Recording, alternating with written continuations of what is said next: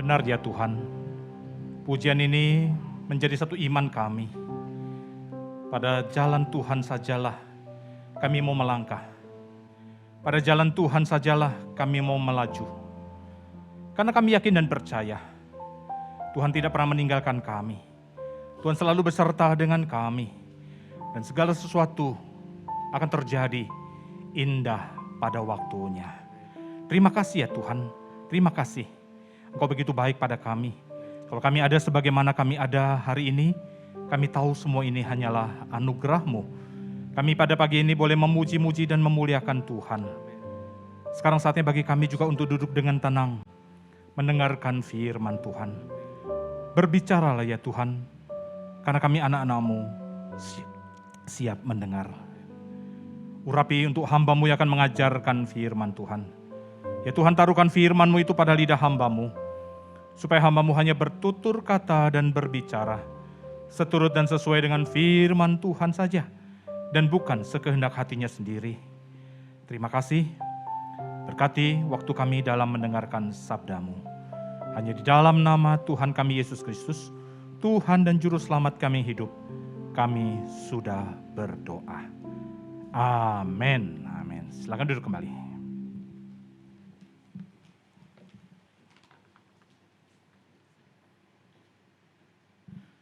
Salam sejahtera jemaat yang dikasihi oleh Tuhan Yesus Kristus. Shalom. Shalom. Sungguh kita patut bersyukur kepada Tuhan. Saudara, hari ini, minggu ini adalah hari yang istimewa bagi kita secara khusus ya orang-orang yang keturunan Tionghoa. Karena ini adalah tepat ya tanggal 1 untuk tahun baru Imlek. Oleh karena itu saya rasa kesempatan yang baik untuk saya menyampaikan Kyonghi ya. Singden Muan. Selamat tahun baru Imlek untuk kita sekalian. Dan biarlah di tahun yang baru ini kita sungguh-sungguh boleh merasakan pemeliharaan Tuhan, penyertaan Tuhan yang tidak pernah berkesudahan dalam hidup kita. Saudara, kita tahu bahwa tahun 2023 atau di Lunar Chinese New Year ini kita melewati masa yang tidak mudah. Ya. Kita mendengar tahun ini tahun yang gelap, kata Jokowi. Ya. Tahun ini tahun kita terancam dengan resesi. Tetapi saudara, bagi kita sebagai umat percaya, kita tidak perlu khawatir, ya, tidak perlu takut. Oleh karena kita punya Tuhan yang beserta dengan kita. Tuhan yang selalu memelihara kita. Tahun yang baru kita percaya penyertaan Tuhan tidak pernah berkesudahan dan kita melangkah dengan tegap, melangkah dengan iman. Kita yakin dan percaya Tuhan pasti akan memelihara dan menjaga. Dan kita bisa melewatinya dengan kasih sayang dan pertolongan Tuhan saja. Amin.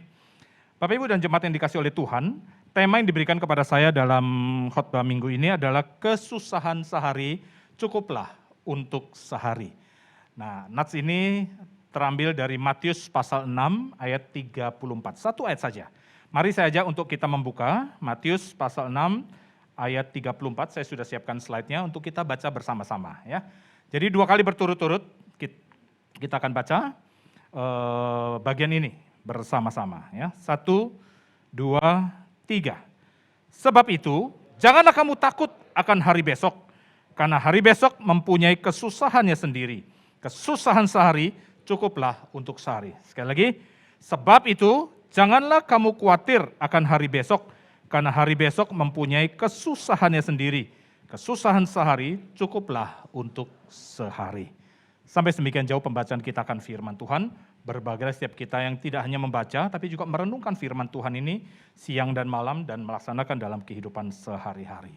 Saudara, ayat ini adalah salah satu bagian dari khotbah Yesus di bukit, dan Matius pasal 6 ayat 34 juga dalam satu serial tentang hal kekhawatiran. Ya, sangat menarik sekali. Yesus di dalam bagian ini mengingatkan kepada kita umat percaya, jangan kamu khawatir akan hari esok. Terus yang bicarakan kemudian kesusahan sehari untuk hari ini, cukuplah untuk hari ini. Tidak perlu kita khawatirkan akan hari depan kita. Nah saudara, ini satu hal yang menarik oleh karena apa? Kita sebagai manusia yang hidup di tengah-tengah dunia ini, siapa yang gak punya masalah saudara? Hidup manusia itu penuh dengan masalah. Ada begitu banyak tantangan, mulai dari masalah-masalah yang ringan, sampai juga masalah-masalah yang berat. Saudara, mungkin masalah-masalah ringan ada orang-orang kelompok-kelompok tertentu yang Besok mau makan apa mereka tidak tahu. Kenapa? Mungkin secara finansial keuangan mereka sangat terbatas. Mereka mungkin pekerja-pekerja kasar, mereka yang mungkin tidak beruntung di dalam tantangan kompetisi dunia ini, sehingga mereka hanya bisa hidup day by day, sehari demi sehari. Dan itu menjadi pergumulan mereka. Masalah makan dan minum. Tetapi juga ada orang-orang yang mengalami problem yang jauh lebih berat, lebih serius. Bahkan mungkin berdampak bagi banyak orang atau bahkan kelompok-kelompok yang besar. Saudara, COVID-19 atau COVID-19 ini adalah satu masa yang tidak mudah bagi kita. 2 tahunan lebih ya kita melewati COVID-19 ini dan kita semua merasakan dampaknya. Ada yang berdampak kecil, yang tidak terlalu berdampak besar. Tapi saya tahu ada banyak orang-orang yang mengalami dampak yang sangat serius. Saya mengenal seorang majelis, aktivis gereja kami. Di bulan Juli atau Agustus, dia baru saja meresmikan sebuah hotel yang baru di Bali, di wilayah Jimbaran. Saudara, ini hotel bintang 5++. Dia bersama kelompok bisnisnya membangun hotel ini. Dan sejak diresmikan, tiap hari full book sampai akhir tahun. Hotelnya memang baru, bagus, dan dia punya jaringan yang luar biasa. Tapi siapa sangka saudara, COVID mulai merambah, mulai dari Wuhan di China, lalu mulai tersebar ke seluruh dunia. Di Januari, ya, di momen-momen Imlek, saya ingat sekali itu ya tahun 2020, China itu mengalami masa-masa yang sangat menegangkan. Pemerintah China kemudian lockdown satu negara. Ya. Orang yang mau berpergian di masa Imlek itu nggak gampang. Ya. Penerbangan ditutup dan segala macam untuk mencegah penularan. Indonesia baru berdampak itu kira-kira bulan Maret awal. Karena satu orang yang dinyatakan positif di Indonesia itu di awal Maret. Tapi sebenarnya menurut saya sih sudah cukup banyak di Januari Februari itu. Ya, karena turis-turis dari China sempat masih masuk ke Indonesia, khususnya ke Bali. Apa yang terjadi saudara? Indonesia juga lockdown. Istilahnya lockdown gitu ya, walaupun pemerintah punya istilah tersendiri. Bali tidak ada lagi penerbangan. Tidak boleh tamu masuk. Hotel jemaat yang saya kenal ini, dari yang full book tiap hari, di Januari 2020, 0 tamu. 0 tamu. Dia nangis di hadapan Tuhan, kami sebagai hamba-hamba Tuhan coba mendoakan dia. Kenapa saudara? Maintenance harus jalan. Gaji karyawan harus jalan. Biaya operasional enggak kecil. Enggak ada pemasukan. Belum lagi cicilan bank. Nyicilnya itu bukan cuma 10, 20 juta, 100, 200 juta. Sudah MM-an tiap bulan. Tapi tidak ada pemasukan.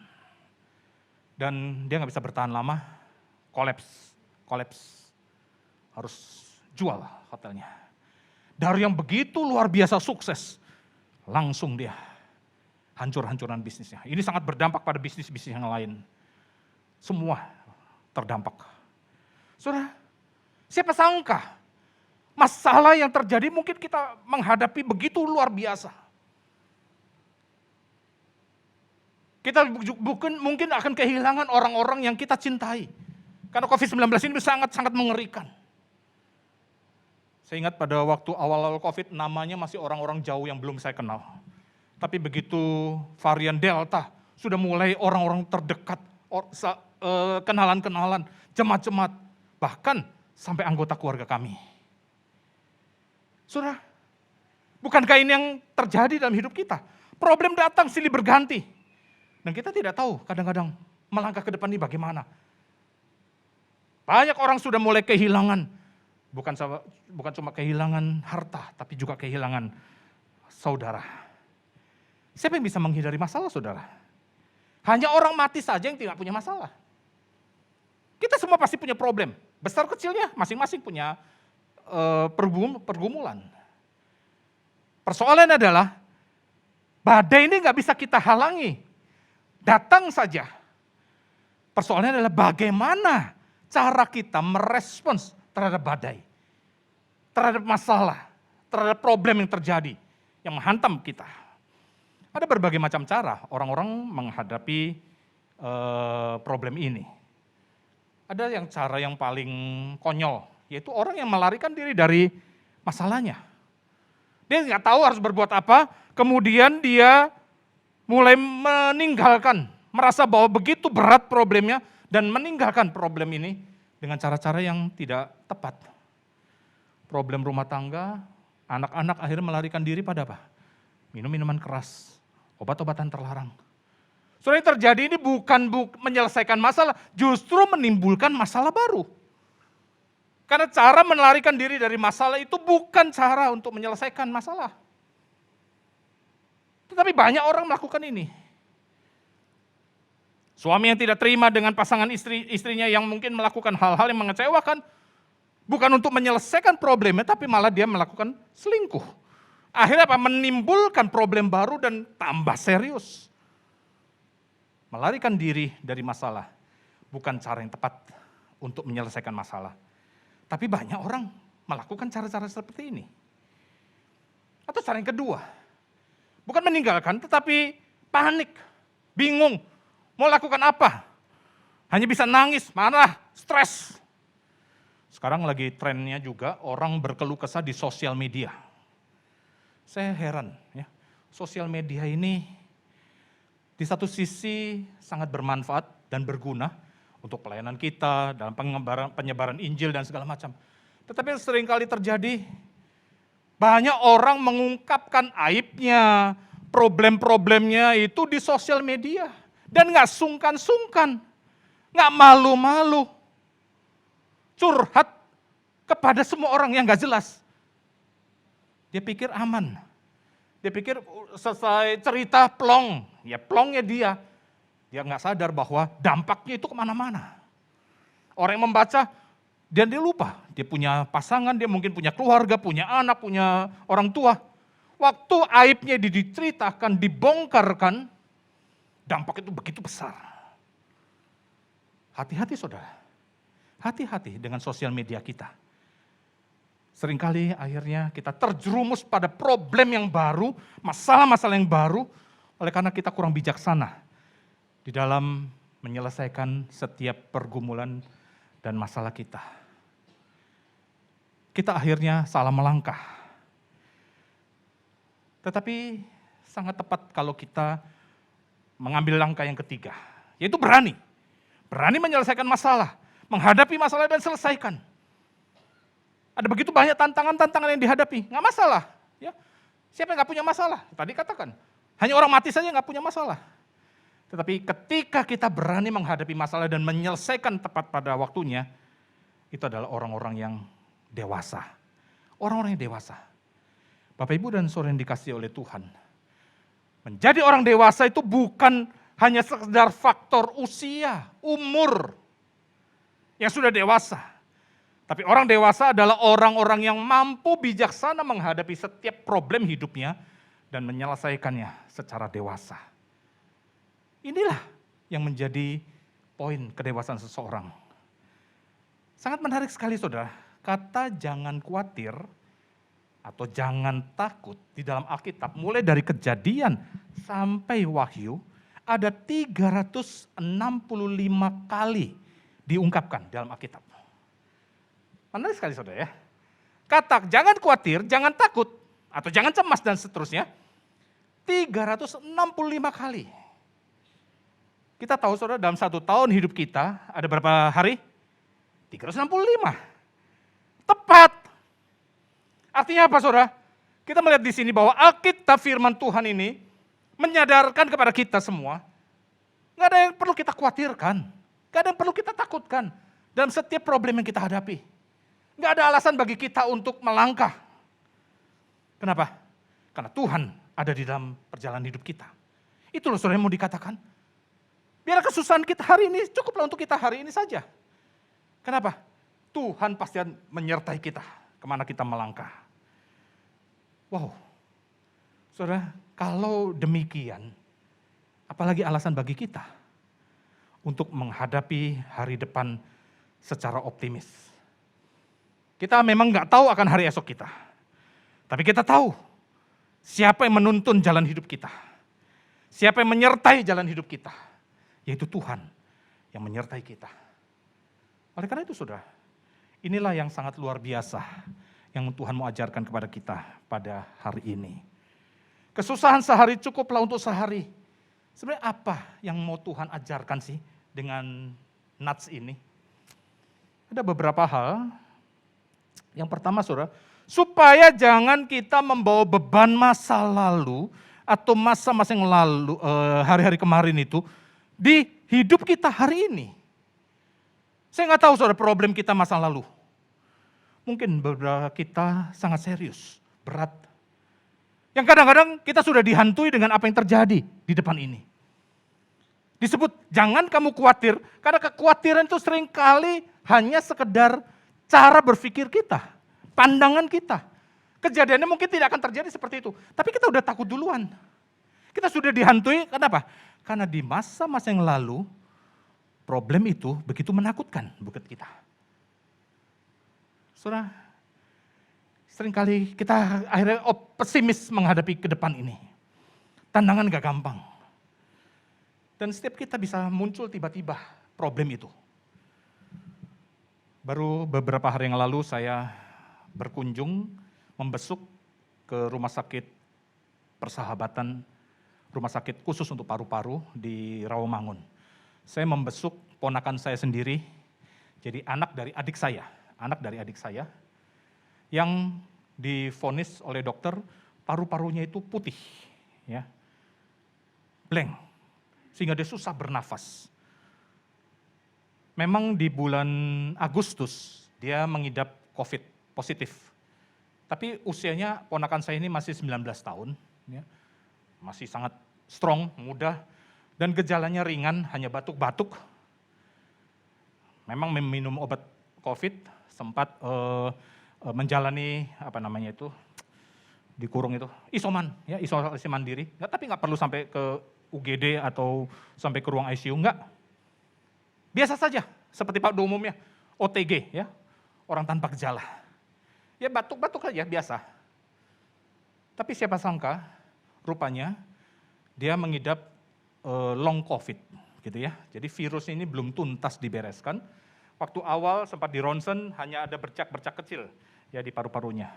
Tapi waktu dia batuk-batuk dan mulai lemas di Desember akhir menjelang sesudah Natal, di ronsen kembali putih semua. Kaget, papa mama juga kaget. Nggak ada gejalanya, hanya batuk-batuk saja. Dan minggu lalu dokter menyarankan untuk langsung menjalani tindakan untuk operasi paru-parunya di Rumah Sakit Persahabatan. Saya kaget sekali, mendadak sekali. Kami keluarga besar juga turut prihatin dan sedih dengan kondisi ponakan kami ini. Dan kita juga tidak tahu apa yang ke depan ini. Ya. Dokter sih menyarankan harus menjalani proses perawatan intensif selama 2 bulan, memantau terus kondisi paru-parunya. Sehat-sehat waktu Desember. Masih kami sempat kumpul keluarga untuk Natal bersama. Happy-happy, makan-makan. Senda gurau ketawa-ketawa. Tiba-tiba minggu kemarin dia harus menjalani operasi karena paru-parunya full putih dan hampir 100% semuanya mengkerut, kata istilah saya nggak tahu istilah kesehatannya itu ya. Jadi paru-parunya mengkerut, nggak bisa berkembang. Tidak bisa menerima udara dan memompa udara. Saudara, kadang-kadang kita khawatir dengan masa lalu kita. Kita nggak tahu apa yang terjadi. Lalu kita dihantui masa depan kita. Waduh, bagaimana ke depan ini? Belum lagi biayanya. Ini harapannya bagaimana? Masih punya potensi hidup atau tidak?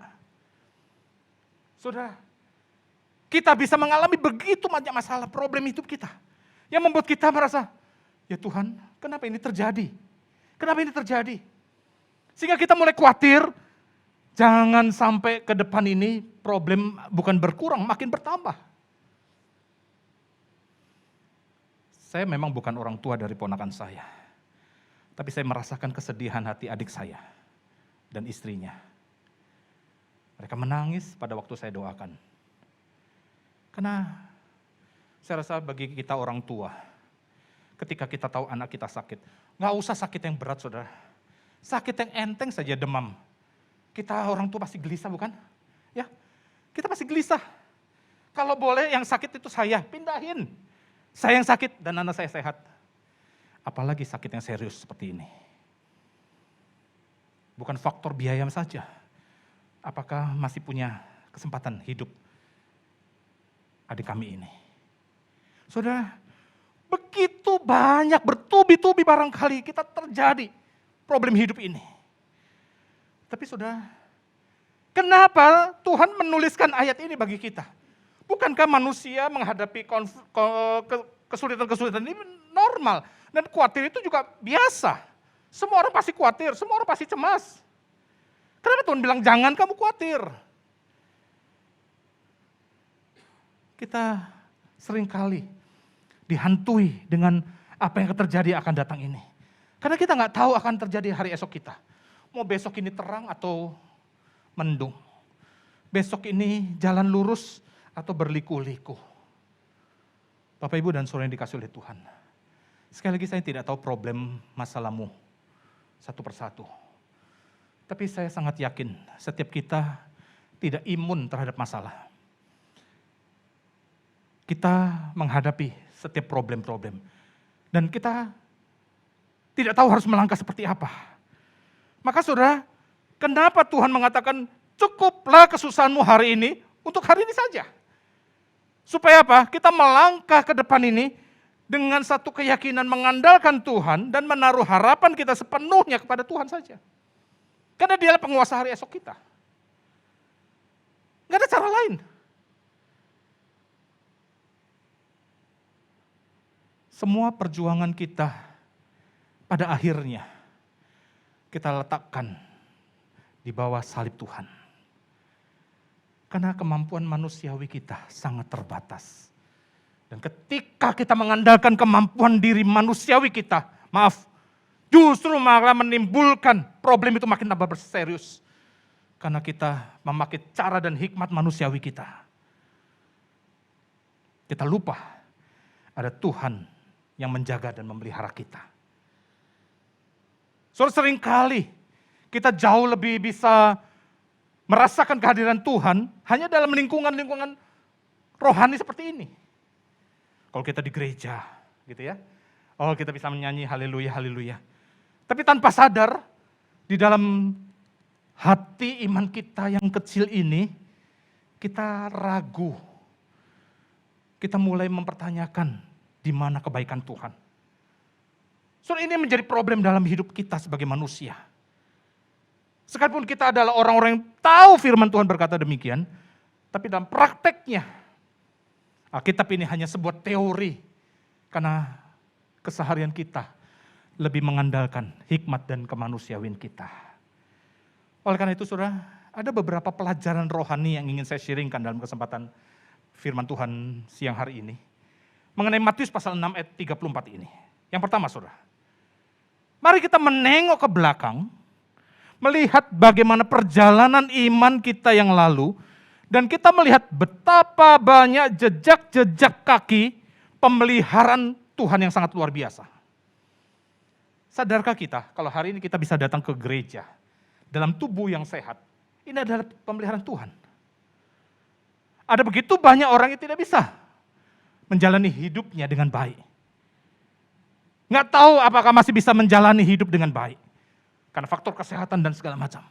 Kita masih bisa bersyukur. Oleh karena apa? Tuhan kasih tubuh yang segar. Tubuh yang sehat. Sadarkah kita bahwa kesehatan yang kita miliki hari ini, itu adalah anugerah Tuhan bagi kita. Saudara, kesusahan hari ini yang bisa kita rasakan, karena ketika kita menghadapi berbagai macam badai-badai ini, seringkali menghantam iman kita yang sangat luar biasa. badai keluarga, badai keuangan, badai kesehatan, badai pekerjaan, bahkan badai dalam pelayanan. Saudara, sekali lagi saya tidak tahu apa yang menjadi pergumulan saudara, tangisan dan air mata saudara. Kita seringkali sudah berusaha untuk mencoba mengatasi badai ini.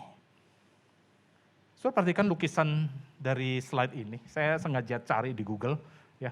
Memang rada ekstrim gitu ya, ada perahu kecil yang berlayar, tapi di belakangnya ada badai yang begitu besar.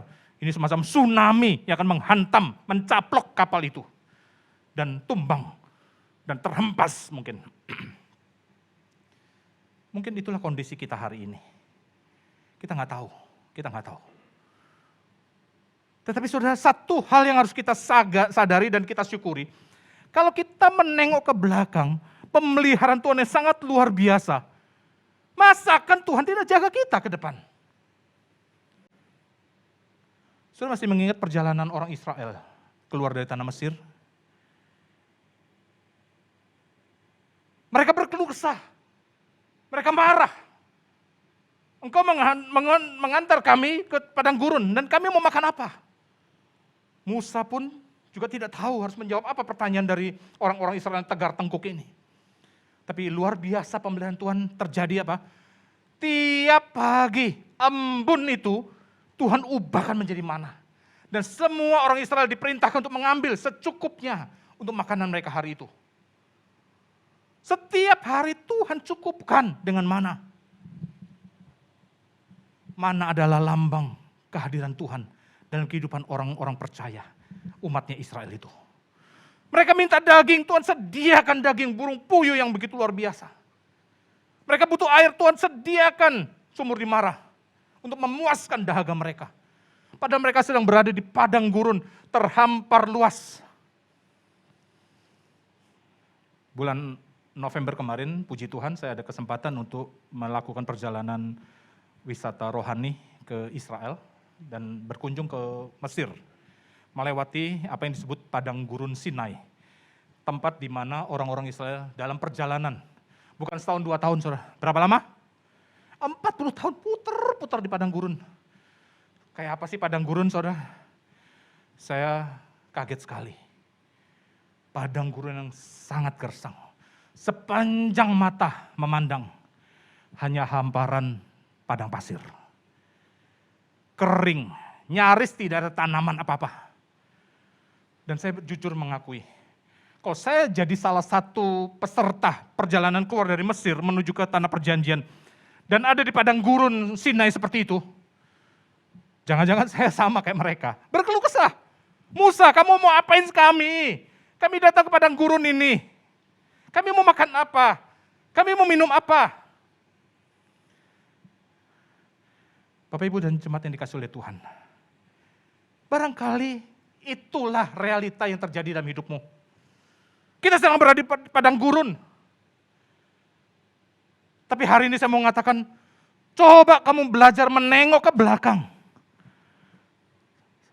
Jejak-jejak perjalanan iman itu. Tuhan kasih mana, Tuhan kasih air, Tuhan kasih burung, dan tidak pernah janji Tuhan meleset. Siang hari Tuhan hadir dalam tiang awan, dan pada malam hari Tuhan hadir dalam tiang api. Itu menunjukkan kehadirannya nyata bagi umatnya. Kurang apa?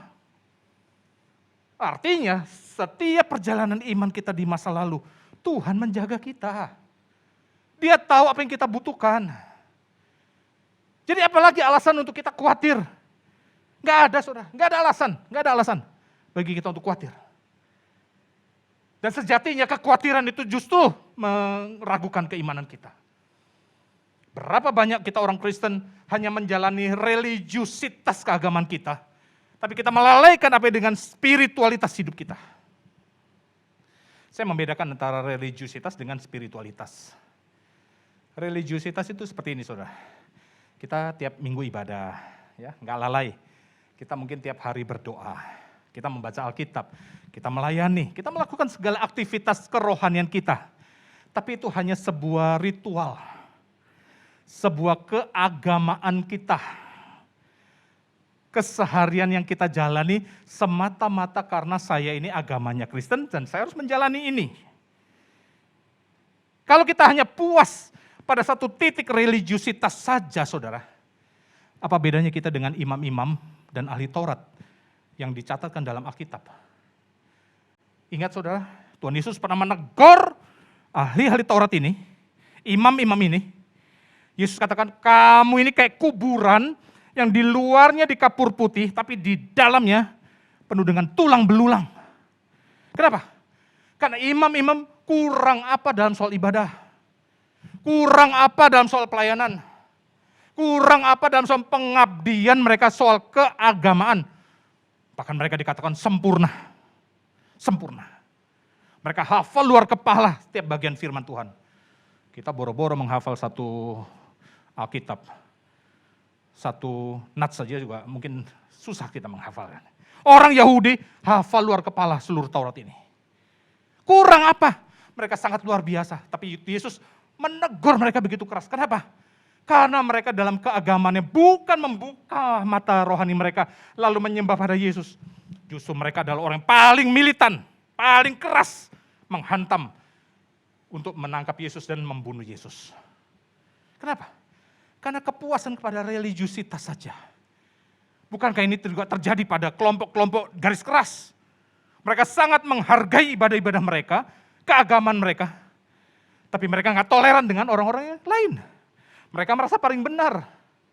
Hati-hati sekali dengan religiusitas. Hati-hati sekali. Maka saya mengingatkan, bukan berarti salah. Religiusitas itu adalah bagian kita. Tapi jangan puas hanya dengan ini. Kita masuk pada bagian yang disebut dengan spiritualitas. Ada satu encounter. Ada satu perjumpaan pribadi kita dengan Tuhan.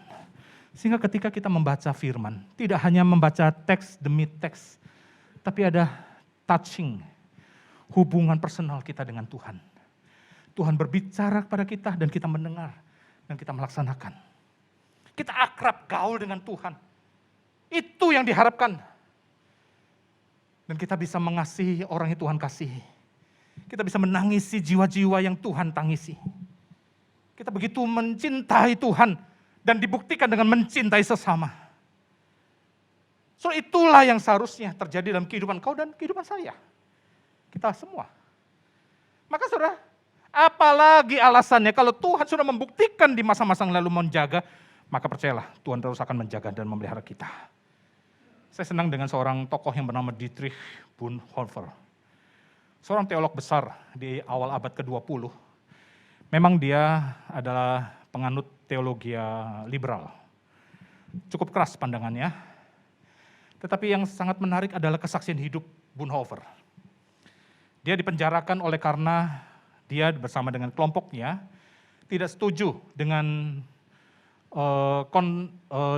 pandangan dari Nazi Jerman pada masa itu, khususnya terhadap Adolf Hitler. Dan dia menolak pandangan itu dan tidak sejalan dengan gereja Jerman pada waktu itu. Karena pada umumnya gereja Jerman mendukung program Nazi Jerman. Tapi Bonhoeffer dan sekelompok teman-temannya menolak itu. Dan mereka memang melakukan kesalahan, yaitu merencanakan untuk melakukan kudeta. Melakukan pembunuhan terhadap Adolf Hitler. Dan sayangnya rencana mereka ketahuan. Sehingga dia ditangkap dan divonis hukuman mati. Tapi dalam masa-masa penjara, dia menulis satu buku yang sangat populer sampai saat ini. Dengan judul The Cost of Discipleship. Buku yang mengungkapkan kepada kita, para pembaca orang-orang Kristen, zaman kemudian. Bahwa menjadi orang Kristen bukan menjadi orang Kristen gampang.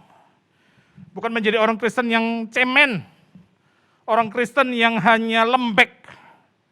Karena itulah kecenderungan zaman hari ini. Kita terlalu dimanjakan dengan semua fasilitas. Sehingga kita lupa bahwa sejatinya kita perlu berjuang. Ada harga, ada cost yang harus dibayar untuk menjadi seorang murid yang sejati. Dan Bonhoeffer salah satu penulis yang sangat luar biasa. Yang mengingatkan kepada gereja hari ini. Jangan ternina-bobokan dengan apa yang menjadi fasilitas yang ada pada hari ini. Saudara, ini yang pertama yang harus kita renungkan. dalam pemeliharaan Tuhan dan penyertaan Tuhan, ada jejak-jejak langkah pemeliharaannya. Ada proses perjalanan iman di mana kita tidak berjalan sendiri, tapi Tuhan beserta dengan kita. Lalu hal yang kedua, saudara, mari kita juga memandang ke depan. Setelah kita memandang ke belakang, mari kita memandang ke depan, melangkah dengan iman percaya kepada Tuhan. Melangkah dengan iman percaya kepada Tuhan. Seringkali dalam pergumulan iman kita bertanya seperti slide ini. Di mana Tuhan? Di mana Tuhan? Kenapa Tuhan izinkan bisnis saya hancur? Di mana Tuhan? Kalau Tuhan ada, kenapa anak saya sakit? Di mana Tuhan? Kalau Tuhan ada, kenapa keluarga saya hancur? Dan 1001 pertanyaan kita kepada Tuhan. Di mana Engkau? Kalau Engkau ada, mana buktinya? Saya sudah sungguh-sungguh beriman dengan Engkau. Saya sudah berdoa, tapi Engkau izinkan kesulitan datang bertubi-tubi padaku. Bahkan kadang-kadang sebagai orang percaya kita iri dengan orang-orang kafir, orang-orang yang gak pernah kenal Tuhan. Mereka yang mungkin masih menyembah kepada roh-roh nenek moyang. Mereka menyembah berhala-berhala, tapi bisnis mereka lancar. Oh, usaha mereka sukses, toko mereka rame, sehat-sehat saja. Wih, kita kenal ada satu orang gak pernah ke gereja, gak pernah berdoa, ngebul rokoknya, 1 hari 5 pak, tapi gak pernah sakit. Umurnya meninggal mungkin 80-90 tahun. Nah kita yang jaga pelihara dengan kesehatan, makan jaga-jaga, jauhin samcan ini lemak-lemak gak mau, kambing gak mau. Kita makan yang sehat-sehat. Baru 20-30 tahun teridap sakit paru-paru. Nggak fair, Tuhan nggak fair. Kenapa mereka yang nggak jaga malah kasih kesehatan yang bagus, saya yang jaga kena sakit. Bukankah itu sering terjadi dalam hidup iman kita, saudara? Tetapi saudara, mari kita melangkah ke depan ini dengan iman. Percayalah, Mazmur pasal 6 ini diawali dengan perjalanan cerita kiasan dari Yesus. Kalau Tuhan memelihara burung-burung, kalau Tuhan menghiasi bunga-bunga di padang, masakan Tuhan gak memelihara engkau dan saya, anak-anaknya? Burung-burung itu binatang yang sederhana, gak ada harganya, tapi Tuhan kasih makan. Ya benar, Tuhan kasih makan, tapi tidak kasih makan langsung di depan sarangnya, tinggal patok-patok saja, enggak. Dia terbang ke sana kemari untuk mencari makanannya. Tapi walaupun dia tidak pernah menanam, dia tidak pernah menabur, tapi Tuhan kasih makan. Kalau burung saja dikasih makan, engkau dan saya apalagi? Apalagi? Itu soal maksudnya. Enggak ada alasan bagi kita untuk khawatir. Kalau Tuhan menghiasi bunga di padang, yang pagi tumbuh, sore lisut dan layu. Bukan berarti langsung muncul begitu saja warna-warninya, enggak. Akar dari pohon itu harus merambat ke dalam tanah, mencari saripati makanan. Supaya dari saripati makanan ini, bunga itu muncul. Begitu indah. Bahkan dikatakan jubah Salomo yang paling bagus pun enggak lebih bagus daripada bunga ini. Kalau Tuhan menghiasi bunga, masakan Tuhan tidak memelihara kita? Itu loh saudara, maksudnya. Maka saudara, ke depan ini, apalagi kita khawatirkan. Kita jauh lebih berharga dari burung. Kita jauh lebih berharga dari bunga itu. Tuhan tahu persis kebutuhanmu.